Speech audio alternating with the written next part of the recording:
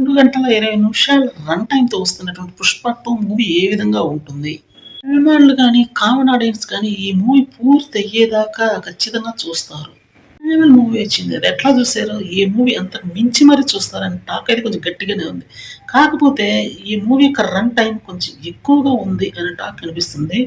ఇంతకుముందు 4 గంటల సినిమాలు కూడా చూసినటువంటి సందర్భాలు చాలా ఉన్నాయి. 'దానవీర సూరకర్మ' ఆ టైం మనకు తెలియదు కాదు. అందువల్ల 'పుష్ప 2' మూవీ ఎంత రన్ టైమ్ అయినా సరే ఇంట్రెస్టింగ్‌గా తీశాడు కాబట్టి సుకుమార్ ఖచ్చితంగా ఇంట్రెస్టింగ్ తోనే చూస్తారు కామన్ ఆడియన్స్ కానీ, అభిమానులు గాని. టైమ్ అనేది మాత్రం ఇక్కడ అసలు పెద్ద విషయం కానే కాదు. అదే ఇప్పుడు చాలా మందికి చెప్పుకుంటున్నటువంటి మెయిన్ కామన్ విషయం. దగ్గర పడే కొందికి చాలా చోట్లయితే కటౌట్‌లు భారీ స్థాయిలో వెలుస్తున్నాయని చెప్పాలి. ఇందులో ఎటువంటి సందేహం లేదు. 'పుష్ప 2' మేనియా మాత్రం ఈసారి దేశం మొత్తాన్ని ఊపేయబోతుందని చెప్పాలి. ఇందులో జరగబోయే ఒక ప్రీ రిలీజ్ ఈవెంట్‌కైతే మాత్రం పవన్ కళ్యాణ్ ఈ షోకైతే వస్తున్నట్టయితే తెలుస్తుంది.